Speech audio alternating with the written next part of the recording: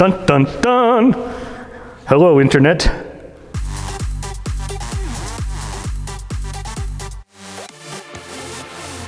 I've always wanted to be a superhero. I read comic books as a child.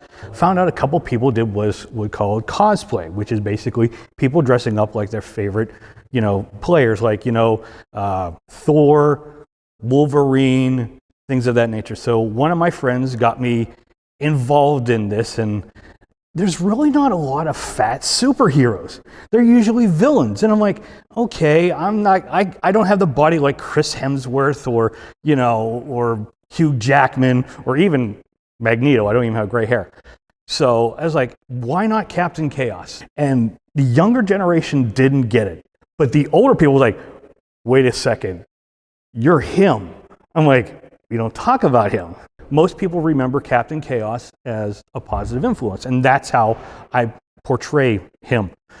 There's not too many Captain Chaoses. There are very few people that can do it because I think people are afraid that are overweight or have some kind of disability not to cosplay. I mean, if you like a character, go for it. When people see Captain Chaos, it usually brings joy to them because they remember the movie, they remember the actor Dom DeLuise. I hopefully am doing a good homage to Dom DeLuise and the character. People sometimes don't recognize this character, but it comes back and then you see a click and then you see the eyes get really wide. And they're like, you're him. You're Captain Chaos. And I'm like, yes, I am. I feel triumphant. Also in 2014, I went to the Lexington Comic-Con and I met a gentleman that has the van. Well, he didn't have the van, but he was there with a General Lee. His name is Travis Bell. When I met Travis, he said, I got the van. I said, you got the van? I was like, where's the van? Why isn't the van here? So he was about 70% done with it. This was about 2014. He finished it up in about 2015 because he went on the Bandit Run with it in 2016.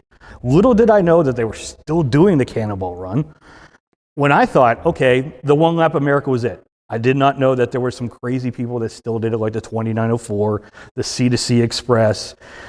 There's actually one in Pittsburgh called Steel City Con. And last year, Burt Reynolds was there. I was walking in the parking lot, getting to this place. I got stopped in the parking lot 5 times for my picture. He was friends with Travis Bell. Amazing how these little people that you meet, at these little conventions, how we're all connected. But Burt didn't know I was coming, though.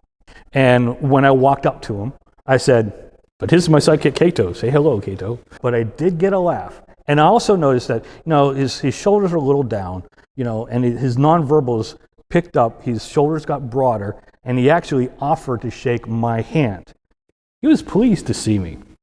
Travis called me, said, hey, there's this thing going up in Greenwich. They're doing a Cannonball Run reunion. So he asked me to come along, and that's how I technically got involved with the Cannonball Run. I found Benny Preston, which, if you've watched some of these videos before, you know about his Omega. So he was looking for a partner to go along because he didn't have anybody. His people that was going with him kind of flaked out on him. We were still working on it the day of that we were supposed to leave. Doing normal maintenance things, changing oil, checking fluids and stuff like that. We left late, obviously. I'm like, you get this leg. I know Pennsylvania because I know we're taking I-80. So I can do Pennsylvania for you. I know exactly where all the speed traps are because I had to drive from Pennsylvania to the Poconos. And I had to take I-80, and I knew exactly where all the state boys would sit there. And they've changed their vehicles a little bit this year. They've gone to a nice gray with a nice police sign on it now. So it still reflects in the dark, I'll tell you that much. So we were using an escort radar detector, and we didn't get too many blips. We got a lot of false positives because a lot of new vehicles got the motion sensors that use radar and things of that nature. So we were getting a lot of false positives. I did a lot of spotting for them. You could look over and you see, okay, spot. Okay, there's nowhere there. Floor it. You're good till this turn. You're good till, okay, you're good around the bend. All right, you're good over the next hill. We switch, we swap. I'm driving to Oklahoma during the day part, going against this 300C. Basically, we're driving up front, then we swap. And I'm like, you know what? We're both pushing 100 in Oklahoma traffic, which was actually pretty heavy for that day. The radar detector goes right off. And I'm like, oh gosh. And the guy was in front of us. I'm like, I look over at Benny and says, do you have to go to the bathroom? Because there's an exit right over there, and there's a little truck stop that, do we need to get gas? I'm pulling basically what Brock did with the Ferrari. Pull over, stay there for a little bit, maybe we'll go past.